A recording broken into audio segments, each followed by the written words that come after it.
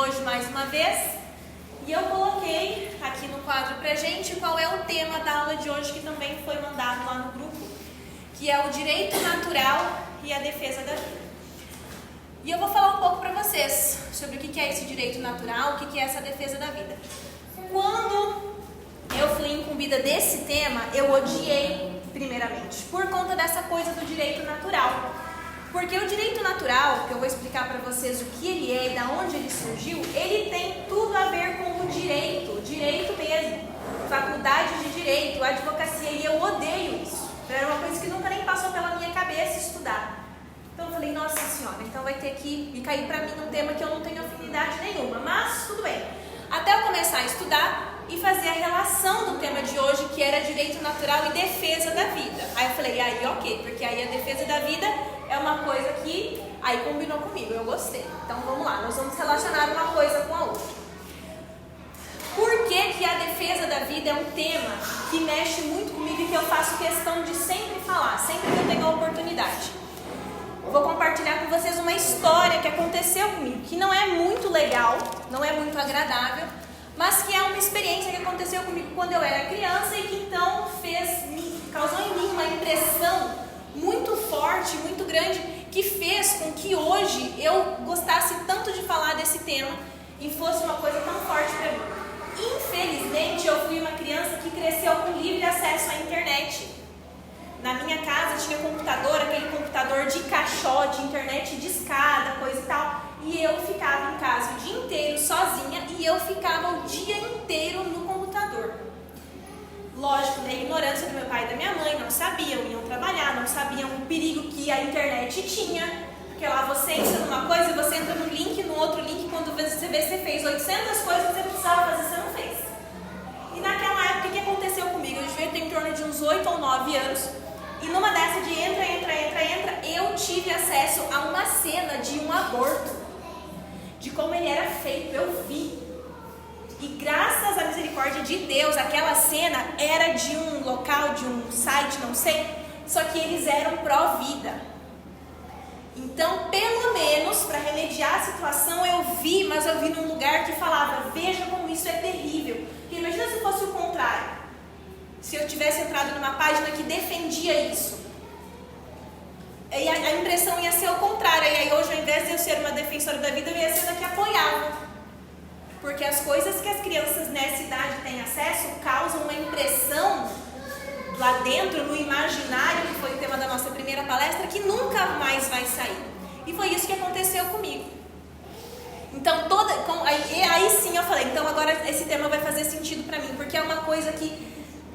Aí, quando eu cresci, fiquei adolescente, e aí comecei a perceber que o aborto era uma pauta, que aquilo lá era que as pessoas discutiam, eu só falava assim, não gente, pelo amor de Deus, isso aí não é nem discutível, isso aí não é uma coisa que tem que ser discutida, não, isso é uma coisa que não tem nem que ser pautado, não, mas por conta daquela impressão que eu tive, de quando eu vi aquelas imagens, mas também tinham textos acompanhando a imagem, dizendo do sofrimento, de quanto aquilo era terrível para a mãe, para o bebê. Então imagina uma coisa que aconteceu há 20 anos atrás. Naquela época as coisas já aconteciam, só que a gente não tinha tanto acesso à informação, era tudo um pouco mais velado.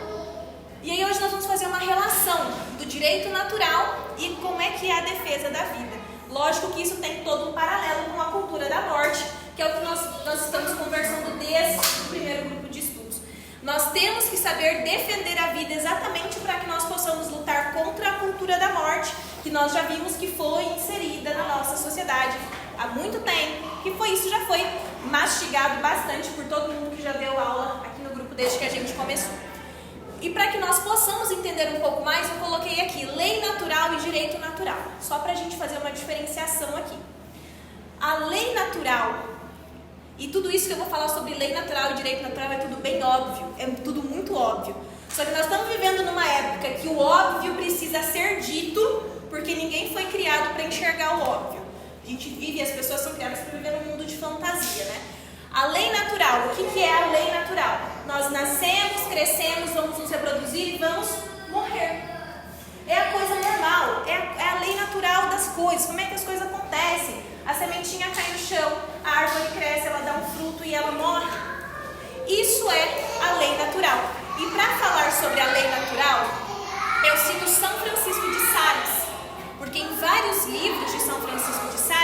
ele faz esse paralelo da lei natural dos animais. Então ele fala, as abelhas, tem uma abelha rainha, tem os operários que saem da colmeia, pegam o pólen e trazem fazer o mel.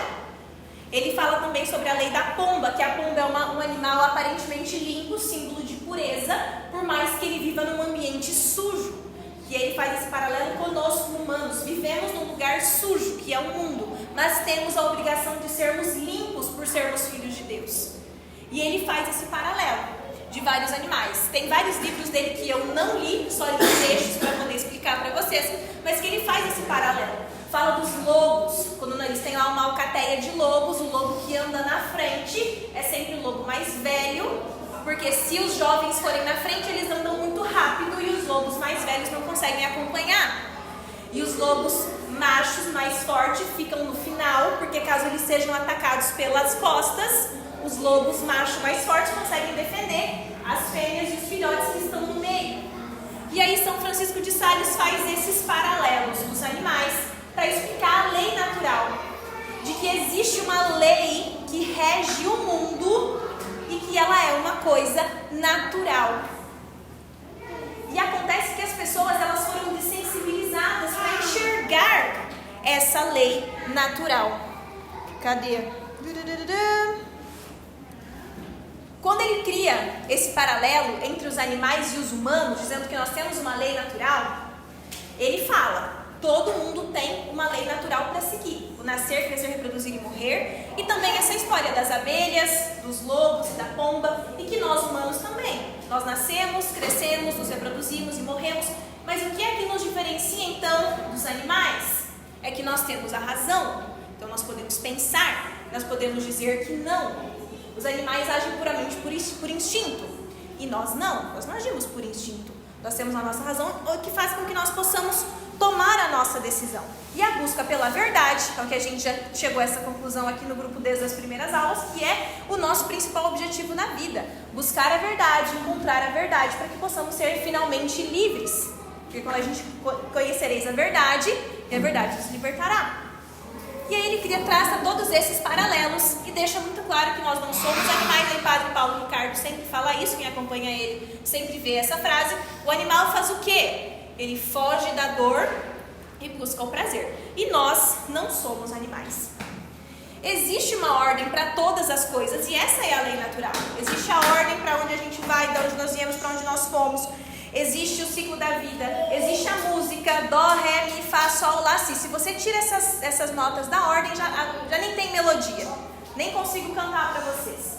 Existe a ordem de quando nós comemos. O paladar e o alimento desce, vai descendo e você sabe o que ele vira depois. Existe uma ordem para tudo. Então, por que é que não haveria uma ordem para nós humanos funcionarmos? Não seria necessário haver leis. Não existe nenhum lugar ali dentro da colmeia das abelhas escrito o que cada abelhinha tem que fazer. Elas simplesmente fazem, porque isso é natural. Não existe um STF para dizer o que pode e o que não pode. Não existe um lugar dizendo ali o estatuto das leis dos lobos que diz que na frente anda o mais velho, no meio andam as mulheres e as crianças e no fundo andam os mais fortes. E os lobos, eles simplesmente fazem. E isso deveria ser natural para nós também. Acontece que depois que o pecado entrou no mundo, tudo virou uma bagunça. E nós fomos dessensibilizados para entender que as coisas têm um jeito de acontecer. Elas têm um jeito natural de acontecer na nossa vida. Tem um jeito natural para tudo. E nós estão fazendo nós acreditarmos que as coisas a qual nós somos feitos para ser e fazer são mentira. Porque se alguém quiser pintar o cabelo de azul e fazer um protesto nua pela avenida, é direito dela. Eles querem normalizar tudo. Mas aí, essa é a frase, né? Vocês têm que normalizar as mulheres que decidem fazer o que querem com os próprios corpos. Vocês precisam normalizar uma pessoa que está à frente de uma sala de aula tendo cabelo azul. Vocês têm que normalizar. Se precisa ser normalizado, então é porque não é normal. E isso é muito óbvio, só que nós somos desensibilizados. Esse ser óbvio faz parte da lei natural. E nós estamos sendo dessensibilizados a isso. Nós somos bombardeados o tempo inteiro com notícias do mundo todo, né? Existem países na Europa que a eutanásia já é legal. Eu estou aqui, hoje eu estou meio para baixo, acho que quero morrer, vou ali numa clínica, vou tomar uma injeção e vou morrer. E estou amparado por lei. Não importa, se você está amparado por uma lei e essa lei vai contra a lei natural, essa lei não deveria existir. Ponto final, acabou. Nós temos um ciclo, nós temos coisas que devem ser cumpridas. Se nós cremos que nós temos um Deus criador, nós temos que entender esse ciclo natural da forma como as coisas funcionam. Como é que nós podemos acreditar que nós somos obra do acaso e que não existe uma lei e uma ordem para ser seguida? Ao tempo todo somos bombardeados por essas informações. De que no país fulano de tal pode matar, pode abortar, pode fazer eutanásia lá, os velhinhos, os coitadinhos dos velhinhos, não servem mais para nada, não trabalham mais, não geram riqueza. Eles demandam uma pessoa para cuidar deles, que é exatamente aquilo que a Natália fez na aula dela sobre controle de natalidade, que ela falou. Não querem que a mulher tenha filho, porque daí ela precisa parar de trabalhar. Aí, além dela não gerar riqueza trabalhando, ela ainda tem que ficar dentro de casa com a criança e a gente não vai ter controle sobre aquela criança. Então, é melhor que não tenha filho. Aí, é melhor que não tenha idoso. Porque o idoso, além dele gerar um gasto, ele não dá lucro porque ele não trabalha. E aí, ele ainda pega alguém que poderia estar gerando riqueza, uma pessoa saudável, e essa pessoa saudável tem que ficar cuidando do velho. Mata o velho, então. E eles trazem essas notícias numa linguagem tão natural e falam de uma forma tão calma que no nosso imaginário nós somos desensibilizados. Aí quando nós vemos uma notícia falando que no país tal a eutanásia foi liberada ou o aborto foi liberado, é só mais uma notícia, a gente continua rolando o celular. Aquilo não nos impacta mais, porque a lei natural, as coisas naturais que deviam ser sensíveis a nós, elas já não existem mais. Nós somos desensibilizados. E aí, o que acontece? Eu não preciso, né? E aí existe um paralelo entre a lei natural e o direito natural. O que é o direito? É tudo aquilo que é devido a você. Se eu venho aqui, tia Laísa, quer comprar essa imagem? Custa R$50. Quero, eu dou a imagem e a tia Laísa me dá os R$50. É óbvio. Só que aí, como a galera começou a fazer sacanagem com o outro, foram criadas as leis pelos homens, né? A lei dos homens. Só que essa lei dos homens, ela é criada por homens imperfeitos e por, na verdade, homens que nem seguem ao Deus que a gente segue. Tanto que os ministros do STF, como é que é? Eu anotei porque eu ia esquecer. Por exemplo, o ministro Barroso, que a gente escuta falar o nome dele, eu sei o nome dele, sei a cara que ele tem, mas não sei a procedência dele, né? Só sei que é duvidosa. Ele fala o quê? Ele defende, né? Um tempo atrás teve o caso de uma clínica de aborto que foi descoberta no Rio de Janeiro, e aí ele saiu em defesa dos donos da clínica, porque afinal eles estavam cuidando dos direitos reprodutivos da mulher.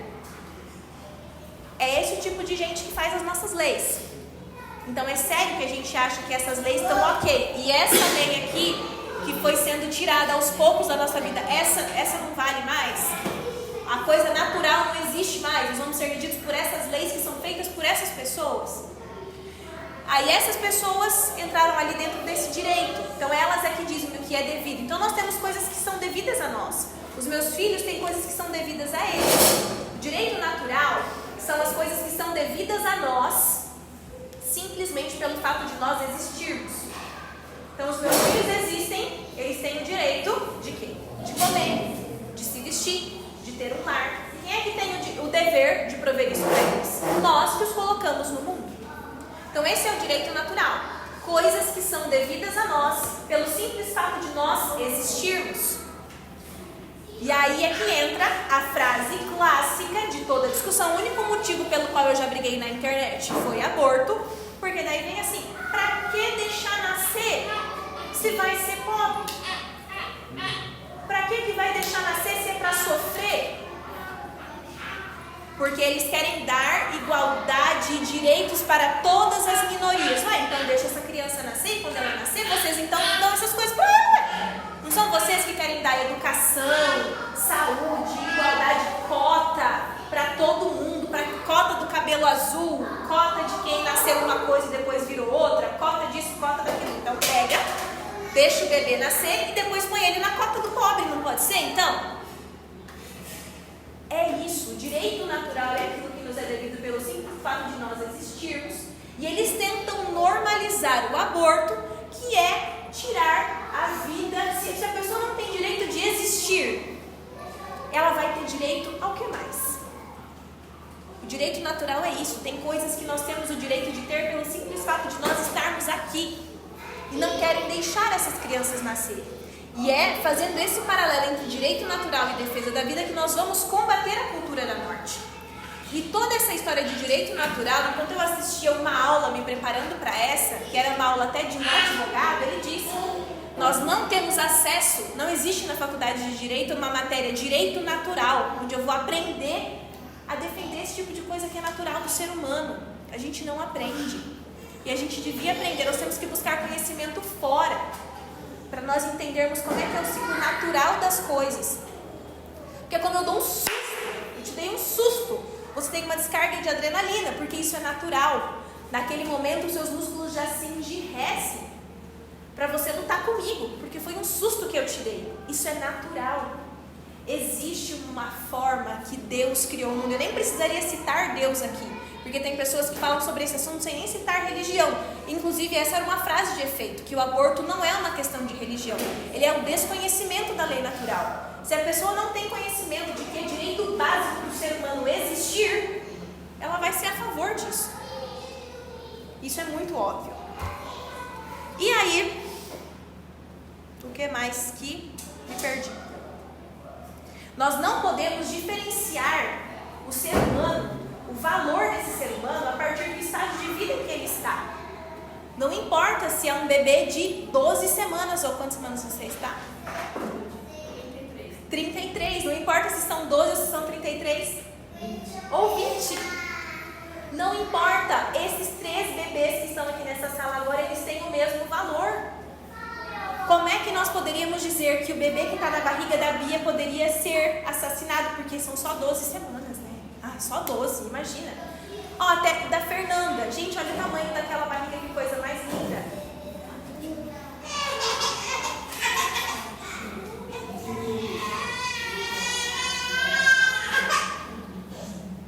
Aí ela veio mostrar a barriga para vocês. E no Brasil tem casos de mais de 20 semanas que o bebê foi tirado de dentro da barriga da mãe para morrer.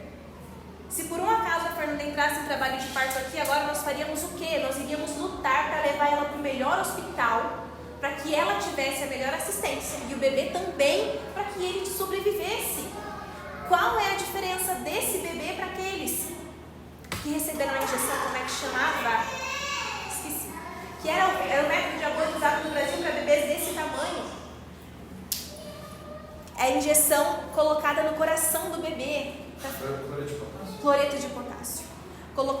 Gente, pegava uma agulha, enfiava no ventre da mulher até o coração do bebê, injeção de cloreto de potássio, para o bebê parar, e depois era retirado. Tira uma perninha, tira outra perninha, tira um bracinho, outro bracinho.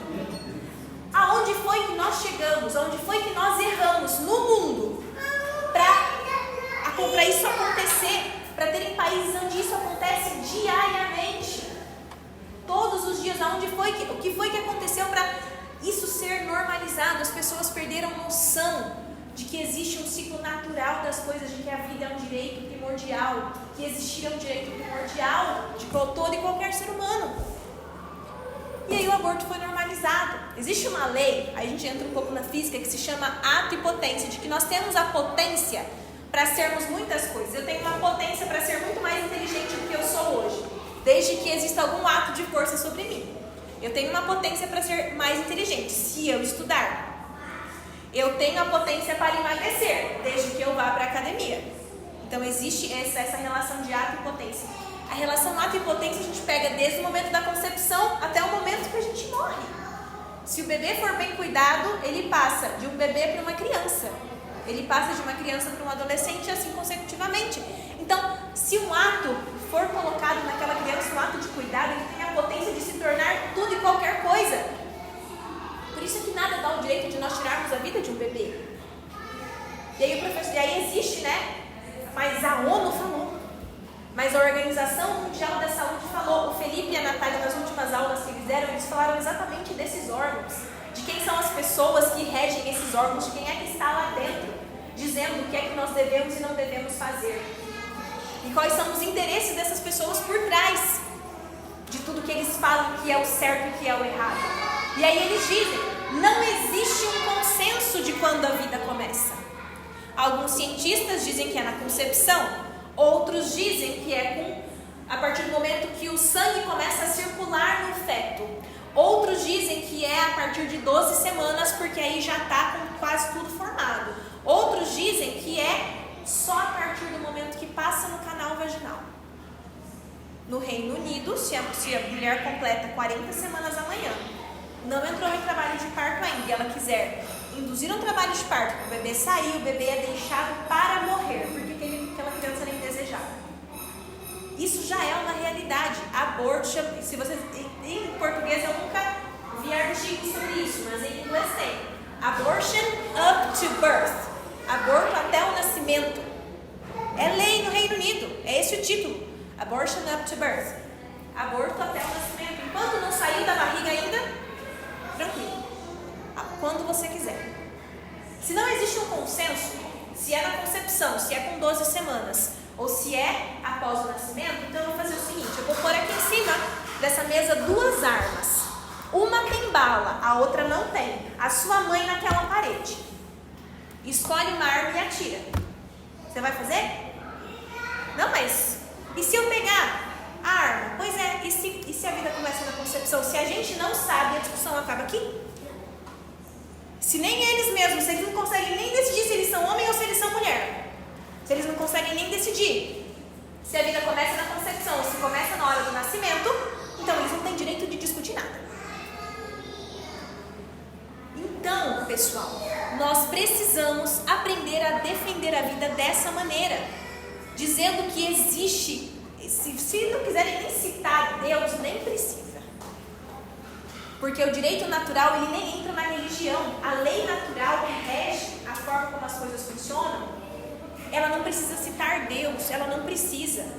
A única coisa que nós precisamos é estarmos mais sensíveis às coisas como elas foram feitas para ser. A lei natural, ela nos traz as coisas como elas foram feitas para ser. Independente se você acredita que essas coisas foram feitas por Deus ou se elas são simplesmente fruto do acaso. As coisas foram feitas para acontecer de determinada maneira. E nós não podemos mais deixar que nós sejamos dessensibilizados de acreditar em tudo e deixar que está tudo bem, está tudo certo, porque, né? É relativo. Eu acho bonito o cabelo azul. Você não, mas eu tenho o direito de achar. Não é assim que funciona.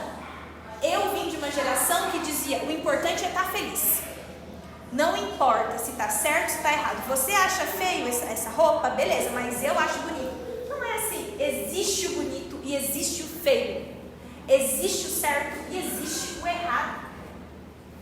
E isso precisa estar claro para nós. Para que nós consigamos, através da nossa consciência, entendermos o que é natural. A forma como Deus fez as coisas para ser. E enquanto eu estudava também para essa aula, me apareceu essa ejaculatória de Nossa Senhora Rainha da Paz, livrai-nos da maldição do aborto, porque aqui nós somos 100% católicos, então nada mais justo do que pedir essa intercessão para ela, para que essa maldição não recaia sobre o nosso país. Graças a Deus, a injeção de cloreto de potássio foi proibida no Brasil nos últimos dias. Teve um médico do Conselho Federal de Medicina que entrou com uma ação e pediu. Não é o fim, porque esse é apenas um método, existem muitos outros, mas pelo menos a injeção de cloreto de potássio já foi descartada. Ela era usada para gestações mais avançadas, né? Quando realmente precisava fazer o coração parar de bater, mas não é o fim.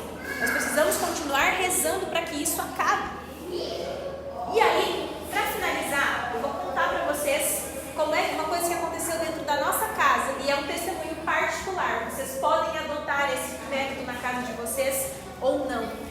Mas o que aconteceu ano passado? No dia de Nossa Senhora Aparecida, no dia 12 de outubro, o nosso pároco, o Padre Gilmar, fez uma caminhada pela vida no dia da padroeira do Brasil, saindo da praça, para ir para a igreja antes da missa, né? E aí, lógico, nós fomos, nós dois e as 4 crianças. Só que acontece que a Isabela e o Miguel já são maiorzinhos, então eles queriam saber, por que a gente está fazendo aqui? Eles queriam saber por que a gente estava na praça e ia caminhando até a igreja. Para eles já tem noção disso, né? Os menores não, onde você põe eles vão, mas os maiores queriam saber. E a Isabela já sabia até ler, então ela ia ler, que tinha a palavra aborto. E assim, e aí? O que eu ia falar para ela? E aí o que foi que eu fiz? Eu falei as coisas como elas são. Eu disse, nós estamos indo reunir com várias pessoas que são pessoas muito legais. Por quê? Existem algumas pessoas muito feias que querem pegar os bebês na barriga da mamãe e querem matar. E eles ficaram assim. Para eles isso foi chocante, né? Mas por quê? Aí eu falei, porque eles são muito feios. E eles acham que eles podem fazer isso. E lá na praça onde nós estamos indo, nós vamos estar reunidos com várias pessoas que não vão deixar. Nós vamos lá mostrar para eles que nós não vamos deixar eles pegarem os bebês da barriga da mamãe. E aí eles falaram, não, a gente não pode deixar, isso é muito feio, não pode. Eu falei, isso mesmo, não pode, nós não vamos deixar. E aí nós fomos lá na caminhada, eles foram e para eles foi divertido, né? Caminhar da praça até na igreja para mostrar que tinha muita gente ali que ia defender os bebês. E aí naquela mesma semana uma amiga minha perguntou como é que eu tinha explicado para a Isabela o fato de nós estarmos ali, por isso ela não tinha perguntado. Eu falei, sim, nós fomos e eu disse para ela que nós estávamos lá porque tinha as pessoas assim. Ai, mas ela não se chocou? Aí eu falei assim, se eu preciso chocar, porque quando alguém lá no futuro tentar distorcer essa história para ela, não vai pegar leve. Muito pelo contrário, eles vão usar tudo que eles puderem para tentar convencê-los de que o outro lado está certo. E se eles não verem, a verdade precisa ser escancarada para as crianças. Nós não podemos esconder delas de que isso existe, de que tem pessoas que vão lutar para que isso seja realidade e que eles não podem abaixar a cabeça para essas pessoas. Eu queria criar nela a mesma impressão que foi criada em mim quando eu vi aquela cena. Lógico que eu jamais mostraria uma cena daquela para ela, o que aconteceu comigo não deveria acontecer com criança nenhuma. Mas eu queria que ela tivesse no imaginário dela, para que no coração dela a palavra aborto fosse tão chocante quanto é para mim. Para que ela desde pequena entenda que isso não é discutível. O direito a existir e o direito à vida, ele não é discutível. Eu não quero saber. Inclusive, muitas vezes as pessoas podem até tentar discutir. Se você é a favor, a não ser que nós estejamos num debate, precisa trazer argumentos, ok. Agora, discutir por discutir, eu não discuto. Porque isso para mim não é discutível. E eu queria causar nos meus filhos essa impressão. Eles precisam ter isso, essa digital impressa no coração deles, de que isso não é aceitável. Ah, mas e se o bebê for doente? Não é aceitável. E se o bebê, e se é fruto de estupro? Não é aceitável. Isso não é aceitável e dentro da nossa família, isso não é discutível. Isso não pode, essa bandeira não tem que ser levantada. Não se fala desse jeito, não se fala sobre isso.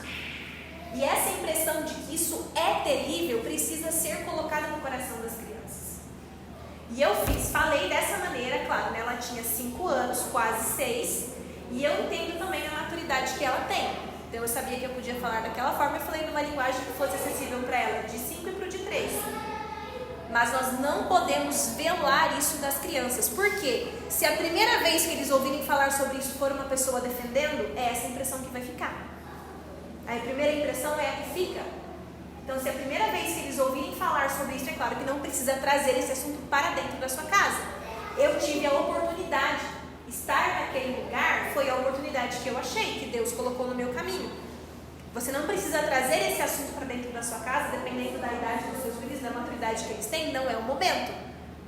Mas se a primeira vez que eles ouvirem falar sobre isso, sobre o ciclo natural da vida, sobre nós, casal, que um casal foi feito, nós somos homens, somos mulheres e nascemos e vamos nos unir em matrimônio e vamos ter filhos. Se a primeira vez que eles ouvirem sobre isso for dentro de uma sala de aula com uma professora de cabelo azul, a primeira impressão que vai ficar é a forma como aquela pessoa conduzir aquilo. É por isso que tantas coisas desse cunho são tão normais hoje, porque a primeira vez que as crianças escutam falar sobre isso é uma pessoa que defende. Então a impressão que ela vai ter, o que vai ficar no imaginário dela é que, ok, pode até ser que depois ela aprenda que é errado, mas ali dentro ela sempre vai ter aquela impressão. Mas e se for como fulano falou? E isso não é uma opção, dentro da minha casa não é uma opção. Essa dúvida e essa brecha não pode ser dada por nós pais. E eu acho que, só vou conferir se não esqueci de passar nenhum recado. E eu acho que é isso. Então não se esqueçam de sempre estarem atentos, né? E eu achei muito legal que nas últimas aulas o pessoal deixou sempre algum exercício para a gente fazer durante a semana, de perceber algumas coisas no nosso dia a dia.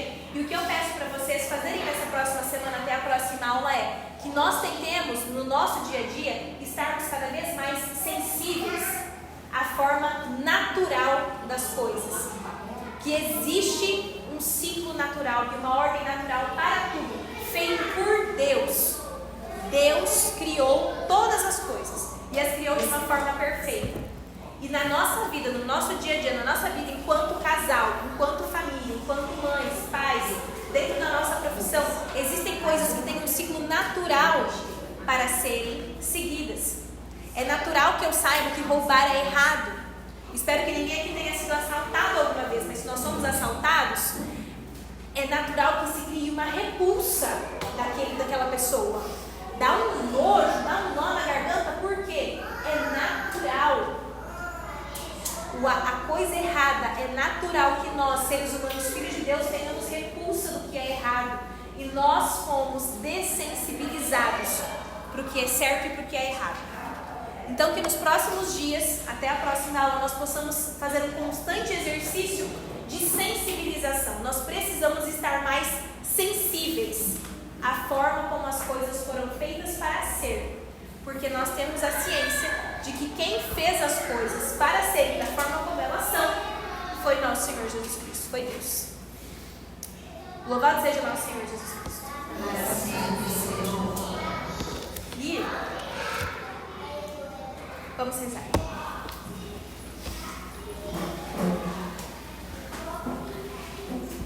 Em nome do Pai, do Filho e do Espírito Santo. Amém. Vamos rezar pedindo a Deus que abençoe mais essa semana, que Ele toque os nossos corações com tudo pouco que foi falado aqui, mas que seja suficiente para abrir os nossos olhos e sensibilizar cada vez mais os nossos corações e aqueles que estão ao nosso redor, para que nós saibamos fazer aquilo que é certo, de acordo com a naturalidade que Deus criou as coisas para serem e para existir. E que tudo isso aconteça nas nossas vidas pela intercessão de nossa Mãe Maria Santíssima. Ave Maria, cheia de graça, o Senhor é convosco. Bendita sois vós entre as mulheres, e bendito é o fruto do vosso ventre, Jesus. Santa Maria, Mãe de Deus, rogai por nós, pecadores, agora e na hora de nossa morte. Amém.